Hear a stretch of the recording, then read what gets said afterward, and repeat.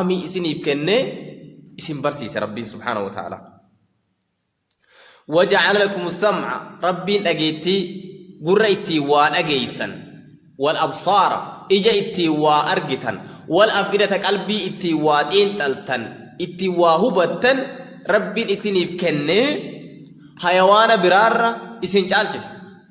خناون ربي مالي إسنيف كنّي لعلكم تشكرون أك ربي كيسا شكرتني في نعمة ربي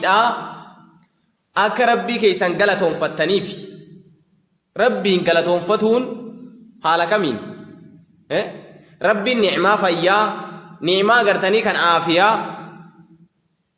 kan qalbiidhaa sammuu nuu kennee qalbii nuu kennee ija nuu kennee gurra nuu kennee qaama guutuu godhee nu uume rabbiif la'allakum tashkuruun jedhe akka isin rabbii keessan shakkartaniif jedhe mee rabbii keenya maaliin shakkarare mee ibadaa sunnaa dhiisi ibadaa waajibaa kanneen akka salaata waqtii shananii kanneen akka soommanaa kana eegganneetu yeroo isaatti salaata waqtii shanan yeroo isaarratti eeggannee salaataa jirra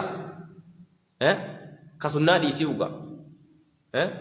namni gaafa waajiba sirriitti eeggatee jiru waajiba sirriitti eeggannaa sunnaallee yeroo masan aadaa godhata ni fardeeffata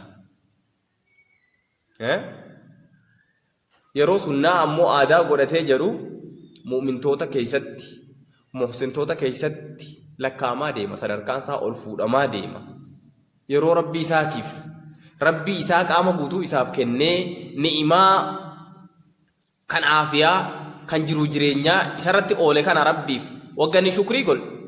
rabbiin sadarkaa isaa ol fuudhaa deema jechuudha kanaaf inshallah darsiin keenya har'aan tanaa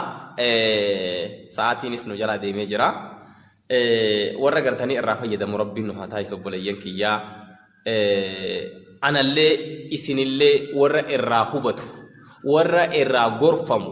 itti fayyadamu rabbiin nu haa taasisu وبالله التوفيق والسلام عليكم ورحمة الله وبركاته درسين كينيا يوتيوب خيارات دبرة نجيب هدي جمال جتني channel كينيا يوغا تويتن سبسكرايب غوتن لايك اللي غوتن شير اللي وليف غدا من دل على خير يا رسول صلى الله عليه وسلم نمني خيري تقرتنا مك الله يا الله يا الله الله يا الله يا الله